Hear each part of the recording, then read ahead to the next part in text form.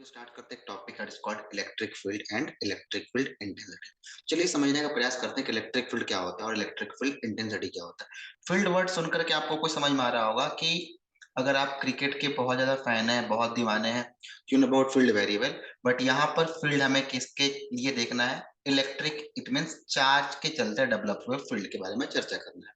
तो चलिए बिना टाइम बर्बाद किए हम लोग इसको डिस्कशन करते हैं। तो इलेक्ट्रिक फील्ड का मतलब क्या होता है समझिए। देखिए कि अगर लेट सपोज हमारे पास कोई एक charge that is called capital Q charge, that charge is called field charge. This is called field charge.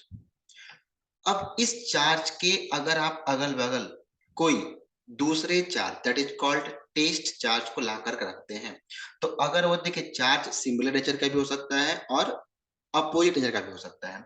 मतलब कि अगर आपके पास एक फील्ड चार्ज प्लस क्यू है, आपने दूसरा चार्ज पॉजिटिव प्लस क्यू ले लिया that is called small Q charge, और या फिर आपने माइनस क्यू चार्ज ले लिया, तो अगर इस केस की बात की जाए तो यहाँ पर क्या होगा? रिपल्सन होगा, और इस केस में क्या होगा? अट्रैक्शन होगा ड्यू टू फोर्स। ठीक है, कुछ फोर्स लगेगा और कुछ फोर्स लगाकर क्या करेगा? इस चार्ज को अट्रैक्ट करेगा और रिपेल करेगा। तो अगर हम यहाँ पर देखें तो इस चार्ज का एक अपना area that is called area surrounding part. ठीक है, इस एरिया के अंदर अगर हम किसी positive charge that is called small q, that small q is called test charge. इस टेस्ट चार्ज का नाम से समझ में आया आपको कि हम इस चार्ज को ला रहे हैं टेस्ट करने के लिए। क्या टेस्ट करना है? कि इसका फील्ड। ठीक है, इस कैपिटल क्यू का फील्ड को हमें क्या करना है? यहाँ पर टेस्ट करना है, चेक करना है। ओके, तो देखिए ये प्लस क्यू चार्ज, ये भी प्लस क्यू चार्ज, सिंपल सी केस है। ये कैपिटल क्यू का मैग्नीट्यूड ज्यादा है किसके कंपेयर में? स्मॉल क्यू वाले के कंपेयर में। तो क्या करेगा? इसको रिपेल कर देगा, फोर्स लगा करके बोलेगा चलो चलो बाहर निकलो यहाँ से। ठीक है, अगर हम वही एक नेगेटिव चार्ज लेकर के आते हैं दैट इज अपोजिट नेचर, तो यहाँ पर क्या होगा? बोलेगा तुम पास आओ। ठीक है, उसको अपने पास बुलाएगा फोर्स लगा करके। अब देखिए ये जो आपको रेड लाइन दिख रही है, एरिया दिख रही है, that is called imaginary line, that is called field line. अगर मैं इसी क्यू चार्ज को इस फील्ड के बाहर रख दूं तो मैं मुझे क्या दिखाई दिया? No effect. मतलब ना ही अट्रैक्शन हुआ ना ही रिपल्शन हुआ। और सिमिलरली अगर इस माइनस क्यू चार्ज को यहाँ रख दिया जाए तो simple no effect, no attraction no repulsion. It means क्या? कि ये चार्ज इस चार्ज के ऊपर फोर्स नहीं लगा पा रहा है। क्यों नहीं लगा पा रहा है? क्योंकि वो रेंज के बाहर है। ठीक है, तो उस रेंज या उस एरिया जहां तक आप उसके इफेक्ट को फील कर सकते हैं, effect in electrostatic force of attraction और रिपल्सन को फील कर सकते हैं, दैट सराउंडिंग और that area is called electric field. Now see the definition, it is the region around a charged particle, that charge is called field charge, in which electrostatic force of attraction or repulsion can be experienced by another charge। ठीक है, another charge कौन सा है? Test charge है। वो क्या कर रहा है? एक्सपीरियंस कर रहा है। क्या एक्सपीरियंस कर रहा है? इलेक्ट्रोस्टैटिक फोर्स, और दो टाइप, अट्रैक्शन और रिपल्सन। अट्रैक्शन कब होगा? जब अपोजिट नेचर के चार्ज होंगे, और रिपल्सन कब होगा? जब सेम नेचर के चार्ज होंगे। आई होप ये आपको इलेक्ट्रिक फील्ड समझ में आया क्या होता है। अब बात ये आती है कि फोर्स तो फील कर रहा है, कितना फोर्स फील कर रहा है हमको ये कैलकुलेट करना है। तो उसका फॉर्मूला क्या होगा? Let understand, try to see this scenario. Now try to learn about electric field intensity. इसको हम लोग रिप्रेजेंट करते हैं कैपिटल ई से, और ये एक वेक्टर क्वांटिटी है, that's why it is written as E vector. Okay, E vector कैसा क्वांटिटी है? ये वेक्टर क्वांटिटी है। चलिए काम की बातें करते हैं यहाँ पर कि इलेक्ट्रिक फील्ड इंटेंसिटी को आप कैसे रिप्रेजेंट करेंगे। देखिए रिप्रेजेंट करने का तरीका क्या है कि ये charge due to a charge q. Okay, हम यहाँ पर क्या करना है? इलेक्ट्रिक फील्ड इंटेंसिटी को समझना है किसी चार्ज के चलते, और उस चार्ज का इफेक्ट किसी दूसरे पॉइंट में, किसी पर्टिकुलर स्पेस में। ठीक है, तो लेट सपोज कि आपके पास ये कोई चार्ज यहाँ पर आपने रख दिया क्यू, और इसका स्पेस है, कोई एरिया है जहां तक इस फील्ड को लगा सकता है, फोर्स को लगा सकता है। तो लेट सपोज जैसे जो इमेजिनरी लाइन है, मान लेते हैं हम कि इतने दूर तक ये फोर्स फील कर सकता है, और इसके अंदर मैंने कोई एक पॉइंट एज्यूम कर लिया, लेट सपोज पॉइंट ए। ठीक है, और इसके ऊपर मैंने कोई एक यूनिट पॉजिटिव टेस्ट चार्ज को ला करके रख दिया, दैट इज कॉल्ड क्यू। तो अब ये क्यू इसके ऊपर कितना ज्यादा फोर्स ऑफ अट्रैक्शन और रिपल्सन लगाएगा, इसका वैल्यू कैलकुलेट करना है। और उसका वैल्यू का फॉर्मूला क्या होता है? E इज इक्वल टू के Q upon are square. Okay, चलिए इसी चीज को समझते हैं, कैसे डिफाइन करेंगे इसको। Force that a unit positive charge would experience if placed at that point means any particular point जहां पर आपको चेक करना है कि उस फील्ड के अंदर है या नहीं है। ठीक है, लेट सपोज कि मैंने एक चार्ज क्यू एज्यूम कर लिया और इस चार्ज का इफेक्ट आपको इस पॉइंट ए पे चेक करना है, और इस पॉइंट ए पे मैंने एक unit positive test charge small q assume कर लिया, और उस चार्ज और उस पॉइंट के बीच का डिस्टेंस लेट सपोज आर है। तो हमें इस केस में उस इलेक्ट्रिक फील्ड के वैल्यू को कैलकुलेट करना है, कितना होगा। तो be remember electric field at distance r from charge is given by E is equal to के क्यू अपॉन आर स्क्वायर, मैंने पहले बता दिया आपको। ठीक है, अब देखिए अगर ये के क्यू अपॉन आर स्क्वायर है, ये एक चार्ज कैपिटल क्यू एक चार्ज स्मॉल क्यू, इनके बीच का सेपरेशन आर, तो इनके चलते कूलम्ब फोर्स भी फील हो रहा होगा, and that Coulomb force is equal to, let suppose यहाँ पर आप के की बात करते हैं तो के इज कॉल्ड कांस्टेंट, आपने कूलम्ब लॉ में पढ़ा इस के बारे में, और इस के की वैल्यू जो होती है 6.67 into 10 पावर माइनस सॉरी के 6 9 into 10 power 9 newton metre square पर कूलम्ब स्क्वायर, मैंने जी के वैल्यू बताना स्टार्ट कर दिया। ओके, बी रिमेंबर यहाँ के की वैल्यू कितनी होगी 9 into 10 power 9 newton metre square पर कूलम्ब स्क्वायर, कहाँ के लिए ये बात हो रही है, वैक्यूम की बात हो रही है। Okay, it is for vacuum. Okay, this is for vacuum. Now अब हम बात करते हैं यहाँ पर कि अगर मैं कूलम्ब फोर्स की बात किया तो इन दोनों के बीच जो कूलम्ब फोर्स लग रहा हो क्या होगा, F इज इक्वल टू के क्यू अपन आर स्क्वायर हो जाएगा। ठीक है, that is by Coulomb's law.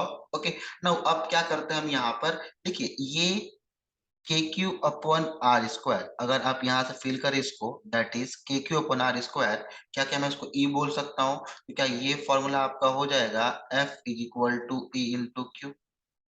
ठीक है, अगर यहाँ से आप ई को लिख सकते हैं force upon charge, that is the vector form E vector is equal to F vector by q. ठीक है, तो अब हमें ये देखना है कि ये फॉर्मूला कैसे आता है। देखिए फॉर्मूला कूलम्ब लॉ से सिंपल डिफाइन करते हैं, यहाँ पर हम यहाँ पर क्या करते हैं, इसको स्मॉल क्यू और स्मॉल क्यू से डिवाइड करते हैं। ठीक है, अब जैसे आप स्मॉल क्यू से इसको डिवाइड करते हैं तो ये स्मॉल क्यू कैंसिल हो जाएगा, तो यहाँ से क्या बचेगा F by q equal to के क्यू अपन आर स्क्वायर, और k q upon r square को हम क्या बोलते हैं, ई बोलते हैं, तो यहाँ से ई इक्वल टू क्या हो गया एफ अपॉन क्यू हो गया। ठीक है, ई इक्वल टू क्या हो गया एफ अपॉन क्यू हो गया, जहाँ पर ई क्या आपका फोर्स ऑन टेस्ट चार्ज और क्यू क्या है टेस्ट चार्ज है। ओके, नाउ तो ये फॉर्मूला समझ में आ गया आपको कि ये फॉर्मूला कैसे आया, E इज इक्वल टू के Q upon are square by using simple Coulomb's law. ठीक है, तो अब बात करते हैं कि ये इसका ऐसा यूनिट क्या हो जाएगा, इसका यूनिट हो जाएगा न्यूटन पर कूलम्ब और वोल्ट पर मीटर, और ये वेक्टर क्वांटिटी है।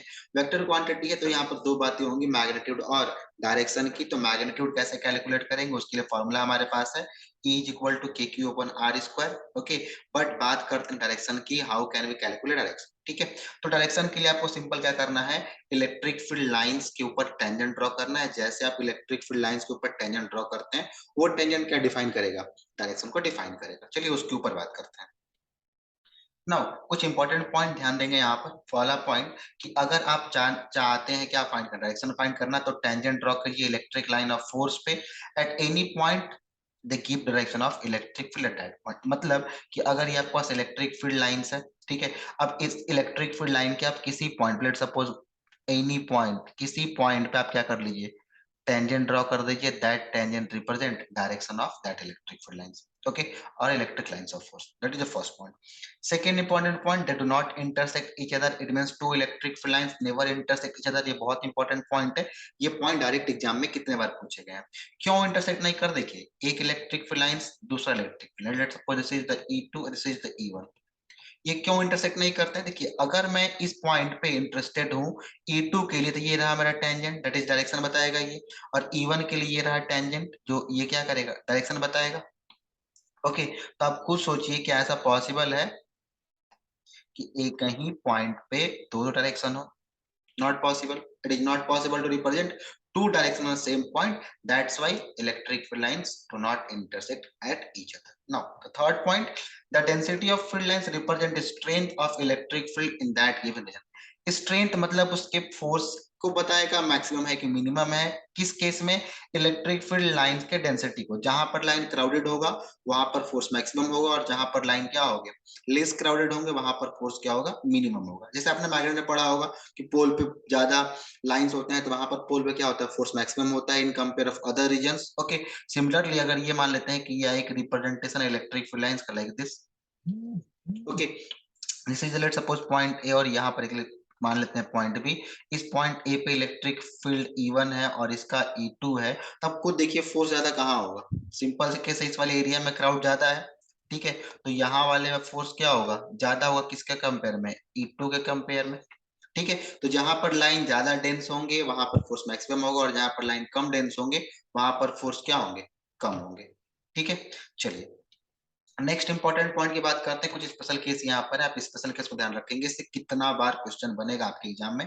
पहला पॉइंट कि अगर चार्ज पॉजिटिव हो, पॉजिटिव पॉइंट चार्ज हो, उसके लिए फील्ड लाइन डायरेक्शन क्या होगा, ध्यान रखेंगे कि अगर आपके पास पॉजिटिव चार्ज होगा और इस पॉजिटिव चार्ज के लिए आपको अगर फील्ड लाइन दिखाना है तो इस पॉजिटिव चार्ज के लिए जो फील्ड लाइन होगा वो आउटवर्ड होगा, ठीक है, स्टार्ट होगा फील्ड लाइन चार्ज और खत्म कहां पर होगा, इन्फिनिटी की ओर, ठीक। सेकेंड पॉइंट कि अगर ये नेगेटिव पॉइंट चार्ज की बात की जाए तो अगर पॉइंट चार्ज आपके पास नेगेटिव है तो इसके लिए अगर मैं फील्ड लाइंस की बात करूं तो इस केस में जो इसके फील्ड लाइंस होते हैं स्टार्ट होते हैं इन्फिनिटी से और खत्म कहां पर होते हैं, चार्ज के ऊपर, तो डायरेक्शन क्या होगा इसका, टुवर्ड द चार्ज, इसमें क्या है, अवे फ्रॉम द चार्ज। चलिए तीसरा केस बात करते हैं, अगर दो सिमिलर चार्ज हो ऑफ इक्वल मैग्नीट्यूड, दो सिमिलर चार्ज हो मतलब दोनों का दोनों चार्ज या तो पॉजिटिव पॉजिटिव हो या फिर नेगेटिव नेगेटिव हो, बट मैग्नीट्यूड कैसा हो इसका, इक्वल हो, उस केस के बारे में बात करते हैं। लेट सपोज पहला चार्ज हमारे पास प्लस क्यू है, दूसरा चार्ज प्लस क्यू है, दोनों इक्वल नेचर के हैं और इक्वल मैग्नीट्यूड है, ठीक है।